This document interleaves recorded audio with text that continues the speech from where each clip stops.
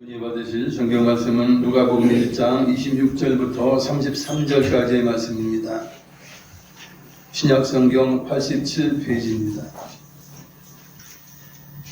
교독을 하시겠습니다. 26절부터 읽습니다. 여섯째 달에 천사 가브리엘이 하나님의 보내심을 받아 갈릴리 나사렛이란 동네에 가서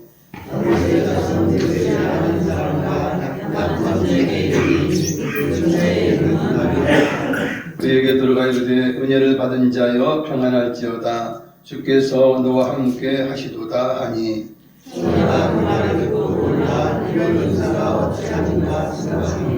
천사가 이르되 마리아여 무서워하지 말라 네가 하나님께 은혜를 입었느니라.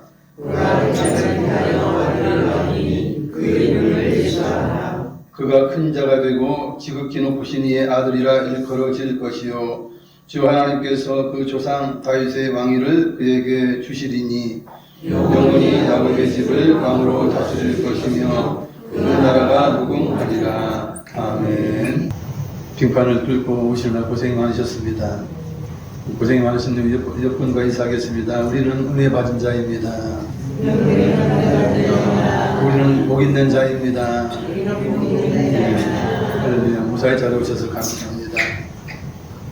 우리가 복을 원하죠. 복은 좋은 것입니다. 그래서 물질의 복도 있고 명예와 권세의 복이 있어요. 세상에서도 물질의 복보다 권세의 복보다 명예의 복을 가장 이제 우선으로 칩니다. 명예로운 이름이 참으로 존귀한 것입니다. 보다 더 좋은 것은 이제 물질의 복 말고 이제 하늘에 속한 영적인 복을 받는 것은 참으로 큰 복인데 하나님께서 택해 주신 그 택함의 은혜는 참으로 복된 것이 아닐 수가 없습니다. 여러분도 택함 받아서 하나님의 자녀가 된 분들이고 저도 마찬가지입니다. 이것이야말로 우리가 자랑할 수 있는 가장 큰 복인 것인데 구원을 받았어요. 또 하나님의 또 더 나아가서 택함을 받은 지도자들 이런 자들은 참으로 복된 것 같아요. 하나님께서 모세를 불러서 이스라엘 백성들을 출애굽하게 하셨어요. 참으로 고생은 되었지만 모세가 40년 동안 얼마나 고생을 했겠습니까? 그러나 고생보다는 이제 얼마나 큰 명예인 것입니까? 그 다음에 세례 요한도 택함을 받아서 주님의 길을 예비하기 위해서 광야에서 정상적인 음식을 먹지 못하고 석청과 메뚜기를 먹으면서 그냥 가죽옷을 대략 걸쳐가면서 그렇게 광야에서 외쳤던 것을 우리가 보게 됩니다. 고생이죠. 힘든 삶이에요. 그러나 예수님의 길을 평탄케 하고 예수님의 길을 예비한다는 것은 참으로 명예로운 일인 것입니다. 그런 세례요한에 대해서 주님께서 말씀하셨습니다. 누가복음 7장 28절인데 내가 너희에게 말하노니 여자가 낳은 자 중에 요한보다 큰 자가 없도다. 그러나 하나님의 나라에서는 극히 작은 자라도 그보다 크리라 하시니 아멘. 침례요한, 세례요한이 여자가 낳은 중에 가장 큰 자라고 우리 주님께서 인정을 하셨어요. 근데 놀랍게도 이 땅에서 아무리 위대한 선지자가 되고 주님의 길을 예비한 자라 해도 이 땅에서의 어떤 명예보다도 천국에서 하나님의 자녀로서 살아가는 자라면 오히려 이 세례요한보다도 큰 자라 이렇게 말씀해 주셔요. 즉 하나님의 자녀의 이름은 가장 존귀하고 큰 것입니다. 여러분들이 바로 하나님의 자녀입니다. 우리가 그것을 늘 마음에 생각한다면 감사가 넘칠 수밖에 없는 것입니다. 오늘 본문에 등장하는 처녀인 마리아는 여자 중에 가장 복 있는 자라고 천사도 말을 하고 엘리사벳도 말을 했습니다. 마리아는 죽음을 각오하더라도 주께서 하신 말씀대로 자신의 몸에 메시아가 잉태되기를 이제 바랬고 받아들였습니다. 그러나 사실 마리아의 일생을 보면 최고의 명예를 가졌지만 얼마나 힘든 삶을 살았는지를 아이를 낳은 어머니들은 잘 이해하실 것입니다.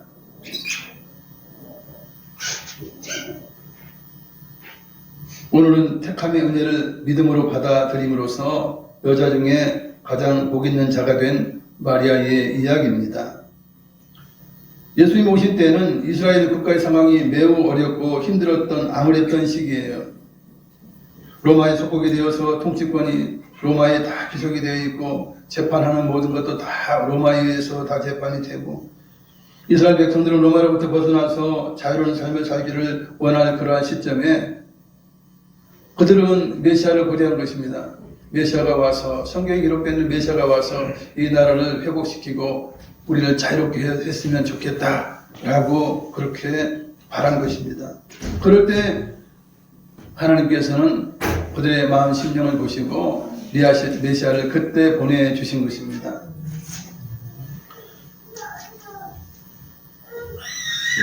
이스라엘 나라의 회복이 얼마나 간절했으면 예수님이 죽으시고 사흘 만에 부활하셨죠. 그리고 40일 동안 계시면서 이제 또한 부활하신 것을 말씀해 주시면서 나중에 이제 승천하실 때가 되죠. 승천하시기 전에 이제 제자들이 다음과 같이 예수님께 질문을 합니다. 사도행전 1장 6절 그들이 모였을 때 예수께 여쭈어 이르되 주께서 이스라엘 나라를 회복하심이 이때이니까 하니 제자들이 부활하신 예수님을 이제 모시고서 하는 말이에요. 예수님이 이제 부활도 하셨고 이제는 왕위를 얻으셔야 되지 않습니까? 이 나라의 왕이 되어서 이 나라를 회복시켜야 되지 않습니까? 지금이 그때가 아닙니까? 라고 묻게 된 것이에요. 그럴 때 우리 주님께서 그러시죠.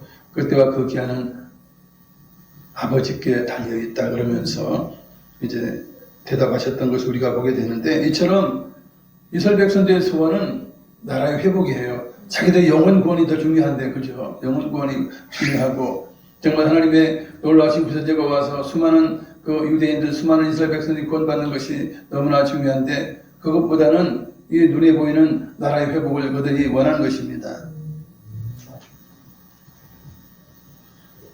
하나님께서는 메시아를 보내실 때에는 이스라엘 백성들이 간절하게 기다리는 그 시기에 메시아인 예수님을 보내시게 된 것입니다. 만약에 모두가 행복하고 아무 염려가 없어요. 로마의 속국도 아니에요. 마치 다윗 때나 솔로몬 때처럼 아주 모든 것이 잘 돼요. 모든 것이 부강해요. 그럴 때 메시아를 그들을 기다리지 않아요. 사모하지 않습니다. 그럴 때 만약에 메시아를 보내주셨다 하면 누가 예수님을 제대로 믿을 수 있겠어요? 마음이 교만하고 부자인데 심령이 가난해야 메시아를 기다리고 주님을 영접하지 않겠습니까? 마치 출애굽하게 될 때에 고센 땅에 이스라엘 백성들은 어떤 일이 있었습니까? 애굽의 바로가 그들을 학대하고 모진 그런 일들을 시켰지 않습니까? 마치 종처럼 부려먹으면서 너무나 힘들고 어려워요. 자식을 낳으면 이제 사내 아이는 죽여버리는 그런 일들이 있어요. 그 이전에 고센 땅에 살 때는 너무나 좋아서 그들이 고센 땅을 떠날 생각이 전혀 없었어요. 그러나 자기들에게 어려움이 닥치고 고난이 닥치니까 이곳에 떠나고 싶다. 이곳에 못 살겠다. 그러면서 이제 하나님께 부르짖는 것이에요. 그럴 때 모세를 통해서 하나님께서 이스라엘 백성들을 출애굽시키신 것입니다. 너무 잘 살고 있을 때 만약에 모세가 하나님의 뜻이니까 우리가 적과 불이 흐르는 가나안 땅으로 갑시다 그래요. 그러면 무슨 소리 하고 있어요? 이곳 고센 땅이 더 적과 불이 흐르는 좋은 땅인데 미친 소리 하지 말아요. 그러면서 출애굽 안 했을 거예요. 그것이 일반적인 사람인 거예요. 그렇기 때문에 출애굽할 당시에 얼마나 그들이 고통 가운데 있었습니까? 모든 것은 하나님의 섭리예요. 여러분 우리가 힘들고 어렵지 않으면 주님 앞에 나옵니까? 예수님을 믿습니까? 천국을 사모합니까? 영생을 생각이라도 합니까? 여러분 대부분 그 재벌들을 비롯해서 2세 3세를 비롯해서 많은 부유한 자들이 하나님 앞에 나오지 않습니다. 필요성을 느끼지 않습니다. 그래서 그들은 천국에 들어가기엔 너무나 힘든 것이에요. 하나님은 인간들의 모든 걸 아시고 역사의 모든 걸 아시기 때문에 적당한 때, 가장 필요한 때에 예수님을 이 땅에 보내주신 것입니다. 침례 요한이 잉태되어 6달이 된 때에 하나님께서 천사 가브리엘을 처녀인 마리아에게 보내게 됩니다. 그래서 갈릴리 나사렛 동네로 천사가 찾아옵니다. 가브리엘은 다윗의 자손 요셉이라 하는 사람과 약혼한 처녀인 마리아를 찾아갑니다. 그리고는 마리아에게 인사를 건네죠. 하나님께 은혜를 받은 자여 평안할지어다. 주께서 너와 함께 하시느니라. 마리아가 천사의 인사하는 말을 듣고 너무나 놀라는 거예요. 뭔 인사가 그런 인사가 다 있느냐. 그럼 이상한 인사를 하는 것 아니에요. 정상적으로 하는 인사가 아니었어요. 그래서 무슨 뜻으로 나에게 이러한 인사를 하는가 이해할 수가 없었던 것이죠. 그럴 때 천사가 놀라워하며 무서워하는 마리아에게 설명을 해 줍니다. 마리아여 무서워하지 말라. 네가 하나님께 선택이 되어서 은혜를 입어서 잉태해서 아들을 낳게 될 것이다. 그런데 그 아이의 이름은 예수라 지어라. 이 아이는 큰 자가 되고 지극히 높으신 이 아들이라 불리어질 것이다. 그리고 주 하나님께서 그 조상 다윗의 왕위를 그에게 주실 것이다. 이 아이가 자라서 영원히 야곱의 집을 왕으로 다스릴 것이며 그 나라가 무궁하리라. 이 마리아는 이해하지 못하는 그런 말을 천사가 하고 있는 것입니다. 그래서 마리아가 이제 꽂히는 건 무엇입니까? 내가 아이를 가진다고? 내가 아이를 낳는다고? 그것만 꽂히는 거예요. 뭐 조상이 다윗의 왕이 어쩌고 뭐 영원히 뭐 야곱의 집의 왕으로 다스릴 것이며 뭐 그 나라가 무궁하리라. 이건 안 들려오는 거예요. 내가 아기를 갖겠다고 이것만 들려온 것 같아요. 그래서 묻는 것이에요. 나는 약혼을 하긴 했습니다. 그러나 나는 남자와 잔 적이 없습니다. 그런데 어떻게 내가 아이를 잉태할 수 있겠습니까? 그 말도 안 되는 소리 하지 마세요. 그런 것이에요. 그리고 가브리엘 천사가 대답합니다. 성령이 너에게 임하시고 지극히 높으신 이의 능력이 너를 덮으리니 너는 처녀의 몸이지만 잉태하게 될 것이다. 그렇기에 태어나게 될 아이의 거룩하신 이는 하나님의 아들이라 불리어질 것이라 라고 이야기를 합니다. 그래도 마리아가 믿겨지지 않은 게 정상적이 아니잖아요. 그러니까 천사가 계속해서 이제 설득을 시키는 것입니다. 네가 정녕 믿지 못하겠다면 내 친족인 엘리사벳을 찾아가서 보아라. 엘리사벳은 너무나 나이가 늙어서 아이를 가질 수 없는 몸이었다. 그러나 지금 아이를 가졌고 이미 6달이 되었다. 그러니 가서 보아라. 대저 하나님이 하신 말씀은 못하실 일이 없느니라. 이렇게 말을 해요. 천사의 말은 무슨 뜻입니까? 하나님은 늙어서 아이를 가질 수 없는 엘리사벳과 같은 정말 오래된 여자에게도 잉태할 수 있도록, 또한 남자와 한 번도 잔 적이 없는 처녀인 너에게도 잉태할 수 있는 그런 능력이 계신 분이요 전능하신 분이라 하는 그런 뜻입니다. 마리아가 대답합니다. 여기서 뭐 반박할 수는 없는 것이고 또 믿어야 되지 않습니까? 그것도 천사가 이야기하는데, 그래서 주의 여종이니 말씀대로 내게 이루시기를 원합니다. 그렇게 대답을 해요. 그러자 천사가 그 말을 듣고 자기 사명을 다 했구나. 이제 마리아가 이제 그렇게 하겠다고 순종했으니 가벼운 마음으로 이제 마리아를 떠나가게 됩니다. 참 이런 일이 여러분에게 있다면, 저에게 있다면 정말 깜짝 놀랄 거예요. 뭐 이런 일이 세상에 있는가 생각할 것입니다. 아직은 뭐 말씀대로 하겠다고 했지만 뭐 확신이 서는 건 아니에요. 뭐 세상에 이런 일이 있을 수 있는가라고 하는 의구심이 생기는 것입니다. 그러나 천사가 이야기해 준 대로 이제는 그럼 내가 엘리사벳을 찾아가 봐야 되겠다. 그래서 천사의 조언 대로 마리아는 자기의 친척 엘리사벳을 찾아갑니다. 서둘러 가서 산골 유대 한 동네에 도착해서 제사장 사가랴의 집에 들어갑니다. 사가랴는 엘리사벳의 남편입니다. 마리아가 엘리사벳에게 문안 인사를 했습니다. 그럴 때 엘리사벳에게 잉태된 6개월 된 태중의 아이가 뛰놀았습니다.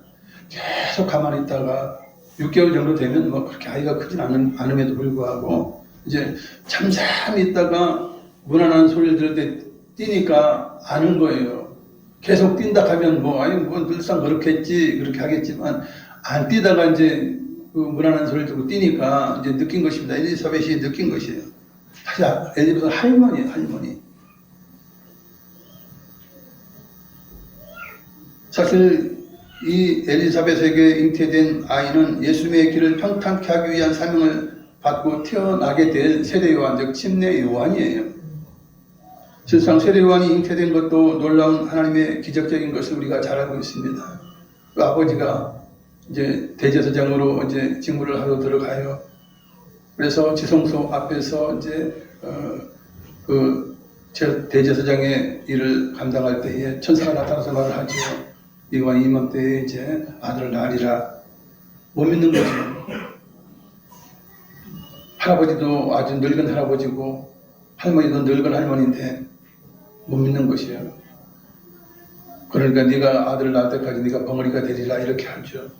결국은 엘리사벳에게 잉태가 되고 이제 6달이 된 것이에요. 실상 그렇기 때문에 이 아이는 예수님보다 6개월 먼저 태어납니다. 예수님보다 6개월 형이에요. 그리고 나중에 커서도 선지자로서 예수님보다 더 빨리 사역을 합니다. 왜냐하면 예수님의 길을 예비해야 되기 때문에 예수님을 맞이할 수 있는, 메시아를 맞이할 수 있는 분위기를 만들어야 돼요. 그런 풍토를 만들어야 돼요. 그래서 세례 요한은 일찌감치 그 사명을 감당하기 위해서 고생길로 접어들고 이제 광야에서 외치는 자의 소리가 되게 됩니다.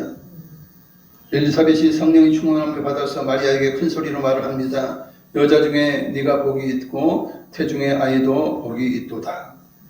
내 주의 어머니가 내게 나오니 어찌 된 일인가. 그 성령께서 깨닫게 하셨기 때문에 내 주의 어머니, 즉 예수님의 어머니라고 하는 거예요. 내 주님의 어머니가 내게 나오니 어찌 된 일인가. 너무나 놀라워서 이제 자신도 모르게 성령 충만해서 이야기를 하는 것입니다. 보라, 네 무난하는 소리가 내 귀에 들릴 때에 아이가 내 복중에서 기쁨으로 뛰놀았도다. 주께서 하신 말씀이 반드시 이루어지리라고 믿은 그 여자인 네게 복이 있도다. 그렇게 이야기돼요. 그렇습니다. 말씀대로 이루어지기를 믿은 마리아는 은혜를 받은 자요 복이 있는 여자입니다. 누구보다도 복이 있는 여자입니다. 그러나 누구라도 마리아의 입장이 된다면 너무나 황송하고 조심스러웠을 것은 분명합니다.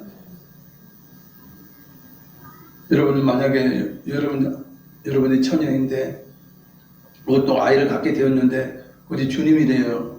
하나님의 아들이래요.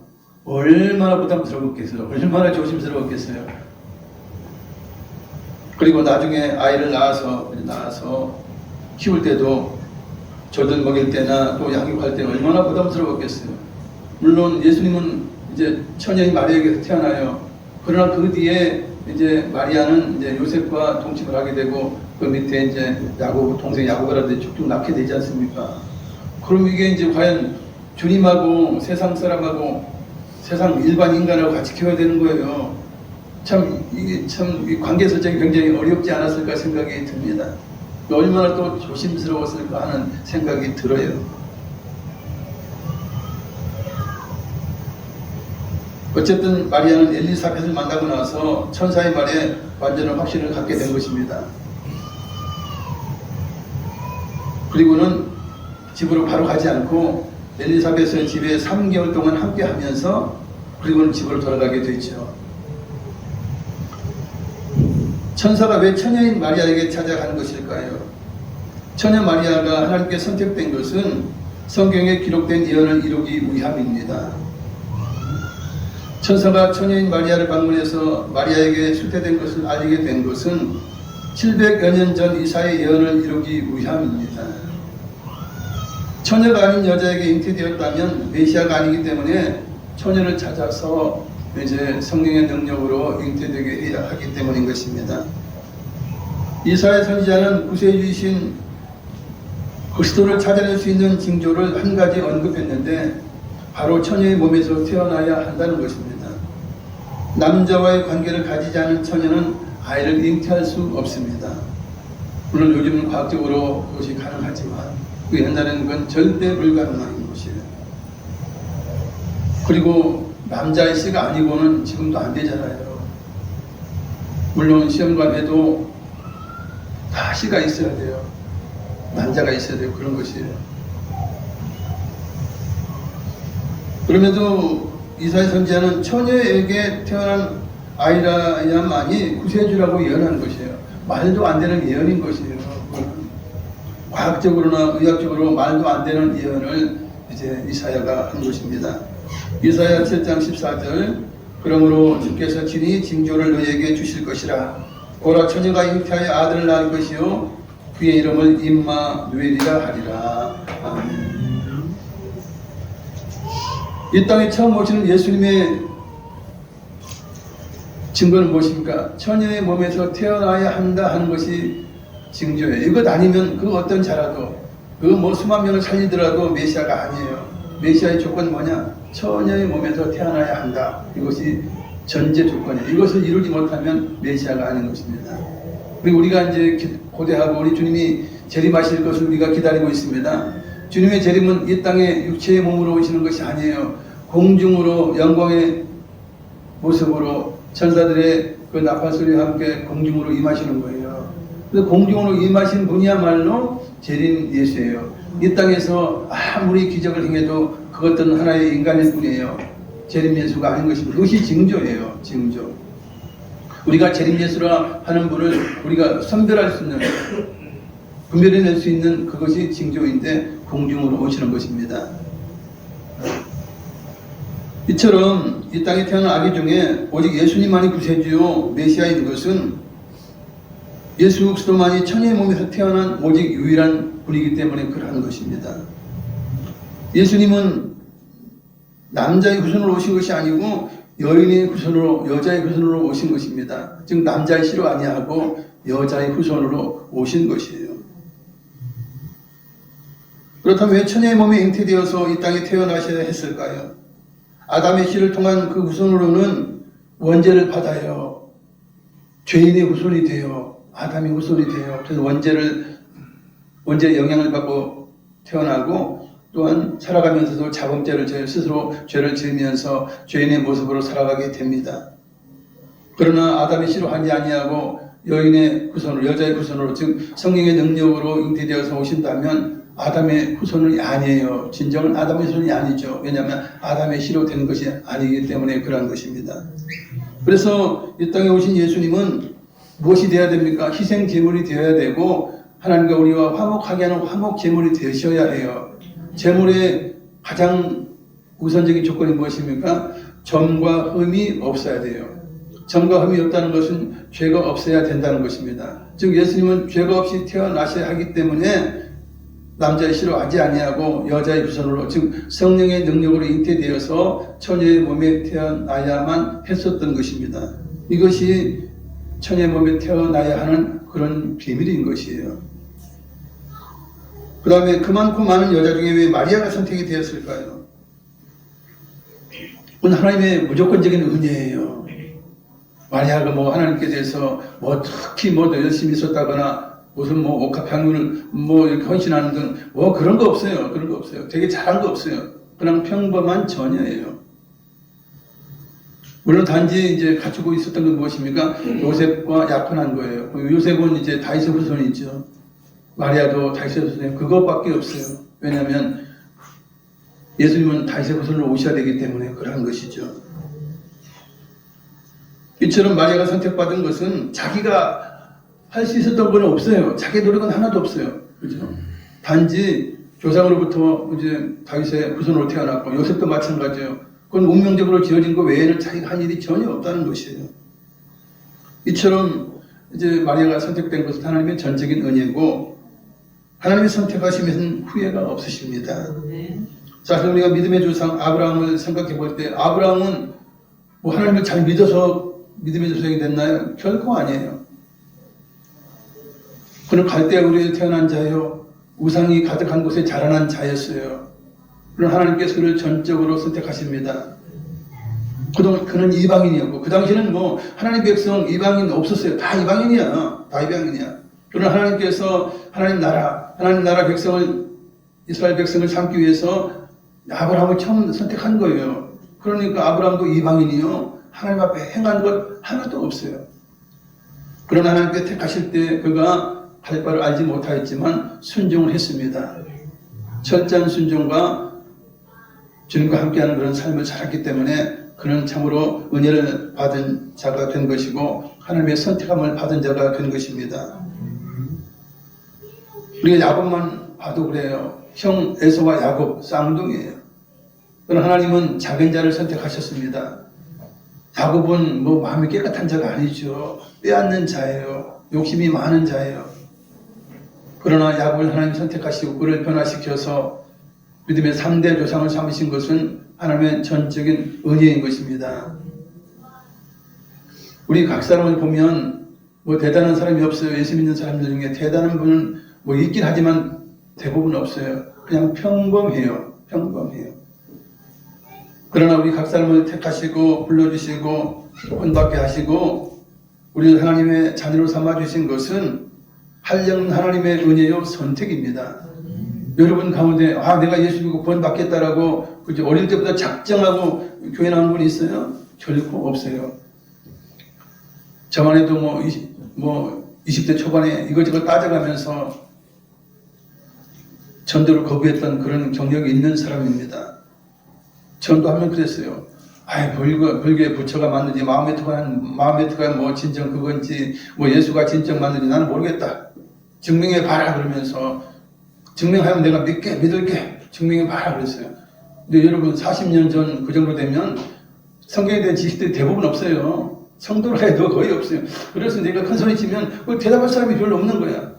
근데 이제는 이제 뭐 성경에 눈이 뜬 많은 분들이 있으니까 그걸 설명해 줄 수 있을 거예요. 저는 그걸 이제는 설명해 줄 수 있을 것 같아요. 그렇게 질문하는 자들에게. 그러나 그 당시는 그렇게 큰 소리 치면서 예수를 믿지 않았던 그런 박에 그런 것도 있어요.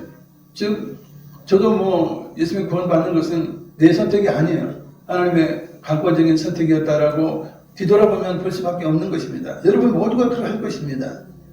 이처럼 우리도 하나님의 자녀로 선택받고 천국을 위협으로 받을 수 있는 자가 되었으니 얼마나 복 있는 자입니까? 얼마나 존귀한 자들입니까? 할렐루야. 우리는 늘 이것을 생각해야 돼요.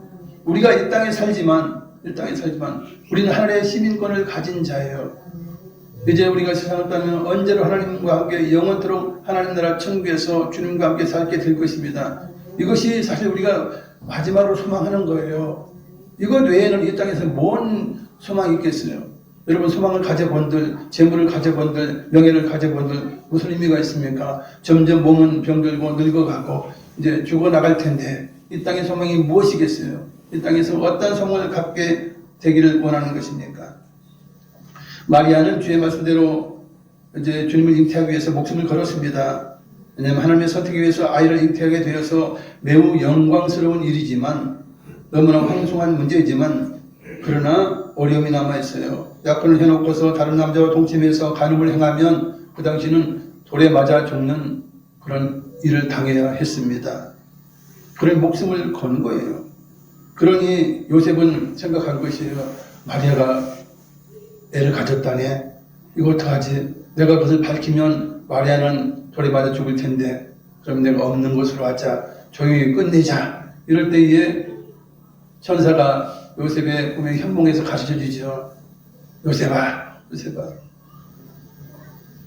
네 아내 마리아에게 잉태된 자는 인간의 힘으로 된 것 아니다. 사람에 의한 것이 아니다. 성령의 능력으로 잉태된 것이다. 그렇게 말을 해줍니다. 그럴 때 요셉도 그것을 인정하고 이제 아이를 낳기까지 동침지 않고 잘 이제 케어했던 것을 우리는 잘 알고 있습니다. 이처럼 마리아는 자기 목숨을 건 것이에요. 그래서 이 어마어마한 명예와 복은 있지만 그러나 감수해야 될 어려움도 있었다는 것을 우리는 이해하고 있습니다. 가브리엘 천사는 잉태될 아이의 이름을 예수라고 이미 말해 주었습니다. 아이의 이름을 예수라고 지어준 것은 예수님이 구세주이기 때문에 그래요. 그래서 구원자라는 이름을 이제 지어주도록 그렇게 한 것입니다. 예수라는 이름의 뜻은 구원자예요. 마태복음 1장 21절 아들 낳으리니 이름을 예수라 하라. 이는 그가 자기 백성을 그들의 죄에서 구원할 자이심이라 하니라. 아멘. 그래서 예수 이름을 부르면 우리가 구원자를 부르는 거예요. 구원자를 부르는 거예요. 그러면 이제 우리가 환난을 당하거나 어려움을 당하거나 위기 가운데에 주 예수 그리스도의 예수님의 이름을 부르면 우리는 이제 도움을 받을 수 있게 되는 것입니다. 또 잉태된 아이의 이름을 임마누엘이라고 할 것이라 예언이 되었어요. 이것은 아이가 바로 하나님이라고 하는 뜻입니다. 하나님이 마리아의 몸에 함께 계시고 이스라엘 백성 가운데 함께 계시게 될 것을 예언한 것입니다. 마태복음 1장 23절 보라 처녀가 잉태하여 아들을 낳을 것이요 그의 이름은 임마누엘이라 하리라 하셨으니 이를 번역한즉 하나님 우리와 함께 계시다 함이라. 임마누엘은 하나님 함께 계시다는 뜻이에요. 그러면 마리아에게 예수님이 잉태되었어요. 그러면 마리아에게 하나님의 아들인 예수님이 함께 하는 거예요. 임마누엘 맞죠? 임마누엘 맞아요. 그리고 이스라엘 백성 입장으로 봐도 마리아의 몸에 예수님이 임하셨어요. 그리고 하나님의 아들이 임하셨어요. 그러면 이스라엘 백성 중에 하나님이 오신 거예요. 이 땅에 오신 거예요. 그러니 임마누엘인 것입니다. 이처럼 구세주의 잉태는 바로 하나님의 아들, 즉 하나님이 이 땅에 오셔서 함께 하시게 되었다는 놀라운 뜻인 것입니다. 왜 요셉보다 간 마리아에게 주님이 잉태된 것일까요? 그것은 깊은 뜻이 있습니다. 메시아는 반드시 다윗의 후손으로 오셔야 해요. 그래서 다윗의 왕위를 이어받아서 영원한 왕이 되시고 영원한 하나님 나라를 이끌어 가셔야 돼요. 그것이 성경에 예언된 것입니다. 다윗의 아버지의 이름은 이새입니다. 여기서 2살, 3살이 아니고 그냥 이새예요. 이새인데 즉 다윗 왕의 족보를 통해서 예수님이 오셔서 영원한 나라를 이루셔야 되는 것이 예언이 되어 있어요. 그리고 마리아의 족보도 다윗의 후손으로 되어 있습니다. 나단의 후손으로 해서 그렇게 되어 있어요. 이사야 예언입니다. 이사야 11장 1절 2절을 자막을 읽겠습니다. 이새의 줄기에서 한 싹이 나며 그 뿌리에서 한 가지가 나서 결실할 것이요 그의 위에 여호와의 영, 곧 지혜와 총명의 영이요 모략과 지능의 영이요 지식과 여호와를 경외하는 영이 강림하시리니. 아멘. 이새의 줄기에서 한 싹이 난다 그래요. 그 뿌리에서 한 가지가 나서 결실하게 된다라고 해요. 그래서 예수님은 다윗의 후손이지만 이새의 후손도 되는 거예요. 그죠? 왜냐하면 다윗의 아버지가 이새이기 때문에 그래요. 쭉 올라가다 보면 이제 유다가 나와요. 유다 제파 중에서 이제 예수님이 그 족보 가운데 이새의 이제 후손으로 다윗의 후손으로 이렇게 오시게 된 그것은 성경의 예언을 이루기 위한 것입니다.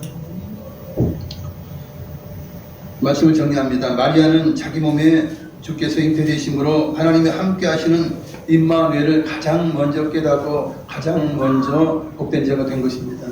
여러분 생각해 보세요. 얼마나 가슴이 뛰었고 얼마나 그죠? 그 마음을 어떻게 표현하겠어요? 여러분들이 그냥 내가 사랑하는 남자의 아이만 되었어도 얼마나 기분이 좋잖아요. 얼마나 좋아요. 말할 수도 기쁠 텐데 내가 잉태한 아이가 예수님이라 주님이라 구세주라 생각하면 얼마나 놀랐겠어요. 그래서 마리아는 믿음으로 가장 먼저 임마누엘 하는 그러한 지형을 한 자가 되었고 또한 주님은 자기 백성 가운데 마리아의 몸을 통해서 오셨습니다. 하나님 놀라우신 은혜요 사랑인 것입니다. 마리아는 그렇기에 여자 중에 복 있는 자입니다. 그러나 복이 있지만 영적으로 복이 있고 명예의 권세가 있지만 명예가 있지만 그러나 마리아의 일생을 여러분 보시면 얼마나 힘든지를 알 수 있을 것입니다. 결혼한 요셉이 부자가 아니에요. 목수였었고 또 자기가 잉태한 메시아가 33살에 십자가에 달려서 세상을 떠나게 됩니다.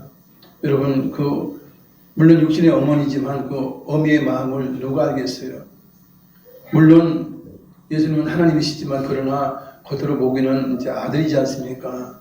자식을 먼저 보내는 그 어머니의 슬픔은 말할 수 없는 것입니다. 그런 모든 슬픔을 다 감내했고 그리고 이제 얼마나 어렵게 살았으면 예수님은 그러시죠.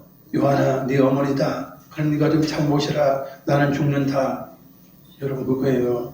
그러니 얼마나 마리아의 삶은 평탄한 삶이 아니에요. 힘들어요. 그러나 그가 복 있는 것은 무엇입니까? 영적인 복인 것입니다. 참으로 주님이 함께 하시는 놀라운 복이 그것이 진정한 복이기 때문에 천사도 그렇고 엘리사벳도 그렇고 너는 복 있는 여자야 라고 이야기를 하게 된 것입니다. 우리도 사실 얼마나 놀라운 은혜를 받은 것입니까? 우리 같이 못난 것들 하나님께서 택하시고 그것도 만세전에 택하셨다고 성경을 말씀하죠. 때가 되면 부르시는데 여러 전도자를 통해서 부르셔요. 고집부리고 안 오니까 여러 가지 고난과 어려움을 주는 것입니다. 저번에도 잘 안 믿다가 제가 20대 초반에 이제 직장 일을 하다가 하도 무거운 걸 들어가지고 디스크가 걸렸죠.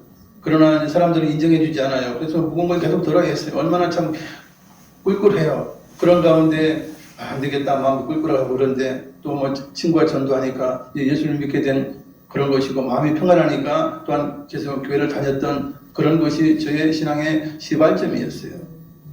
이처럼 하나님은 우리의 모든 환경을 조정하셔서 그죠? 모든 협력하여 서를 이루는 가운데 우리를 선택하시고 구원받게 하셨습니다. 그리고 우리 안에는 누가 계십니까? 마리아가 예수님을 잉태한 것처럼 우리 안에는 내주하시는 성령님이 계세요. 성령 하나님 우리와 동행하시는 것이에요. 그래서 우리가 이걸 인정해야 돼요. 인정을 하고 성령 하나님께서 우리 마음속에서 인도하시는 대로 보혜사께서 이제 가르치시는 대로 말씀하시는 대로 우리가 순종하며 나아갈 때 우리는 정말 복 있는 자가 되고 형통한 자가 되고 하나님의 놀라운 예비하신 복을 받는 놀라운 복된 자가 될 것입니다. 할렐루야. 말씀 생각하시면서 기도하시겠습니다. 사랑하는 하나님 아버지 하나님과 사랑을 감사드립니다. 우리의 삶을 아시고 복의 복을 더하시는 주 하나님 감사합니다. 우리가 무엇을 한데 우리같이 연약하고 부족한 자 죄인이요 허물 많은 자를 택해주시고 이제 때에 따라 아버지 전도자를 보내시고 수없이 보내시고 또한 아버지 믿을 수 있는 환경을 만들어주시고 또한 이렇게 깨닫게 하시고 예수님을 구원받게 인도하신 것은 얼마나 감사한 것입니까? 우리가 이 땅에 살아가고 있지만 그러나 하늘의 신령한 복을 바라보게 하여 주시옵소서. 우리는 복된 자가 되었고 하나님 은혜 받은 자가 되었사오니 이 땅의 것을 바라보고 소원하는 것이 아니고 소망하는 것이 아니고 오직 하나님께서 우리에게 허락하신 영적인 복 하나님 앞에서 찬양하며 하나님의 이름을 높일 수 있는 것 하나님 예배하면서 주님 가만히 있는 것 아버지 이것은 얼마나 놀라운 일입니까? 이것은 임마누엘의 체험이요 오 하나님 하나님과 함께 하시니 얼마나 감사하고 기쁜 것입니까? 할렐루야. 우리의 모든 행동과 제대로 하시고 우리의 모든 삶 가운데 풍요롭게 강건하게 형통하기를 원하시는 주님께서 이제 내 이름으로 구하라 하시면서 우리에게 쉬지 말고 기도하기를 부탁하셨습니다. 구하고 찾고 그들이라 말씀하시면서 이제 구하는 대로 모든 걸 주시겠다 말씀하시면서 아버지 우리가 복을 받을 수 있는 것은 기도하는 것입니다. 부르짖는 것입니다. 할렐루야 할렐루야. 우리는 선택된 자가 되었고 아버지 이제 구원받은 자가 되었고 하나님의 자녀가 되었습니다. 할렐루야. 우리가 그 영적인 복을 생각하면서 이제 우리가 가다가 절망할 것이 아니고 정말 하늘 아버지 자녀로서 아버지 자긍심을 갖게 하시고 주여 내가 얼마나 중요한 자가 되었음을 깨달아서 늘 감사와 기쁨으로 승리할 수 있는 제가 될 수 있도록 인도하여 주시옵소서. 주여 할렐루야. 하늘나라의 아버지 사랑의 말을 하게 하여 주시고 주님 섬기고 봉사하고 희생하는 사랑이 넘치는 자의 삶을 살게 하시고 하나님 영광 위한 삶을 살게 하여 주시옵소서. 오 주께 영광 할렐루야 할렐루야. 시간 주여 주의 연약한 분들 한번 치료해 주시옵소서. 너를 예수 그리스도로 명하니 바디 제보장의 치료를 받으시어다. 몸 심정의 기쁨과 감사와 생명을 넘쳐나게 하여 주시옵소서. 우리 주님께 채찍에 맞으심으로 우리가 남을 입었사오니 주여 우리가 아픈 몸을 부여잡고 주여 상처받은 심령을 부여잡고 하나님 앞에 물고 기도하게 하여 주시옵소서. 반드시 구하고 찾고 건드리며 아버지 간구하는 기도 들으시는 주여 하나님 아버지십니다. 예수님의 이름에 능력이 있으므로 아버지 예수님으로 우리가 무엇을 구하든지 우리 주님께서 할렐루야 이루시겠다고 말씀하셨사오매 우리의 삶이 기도하는 삶이요 부르짖는 삶이요 주님과 동행하는 삶이 될 수 있도록 인도하여 주시고 무엇보다도 성령의 음성 세미한 음성을 들으면서 인도함을 받아서 주여 영혼이 되고 봉사가 되는 관건을 복을 받는 주의 모든 삶이 되게 하여 주시옵소서. 오 주께 영광 할렐루야.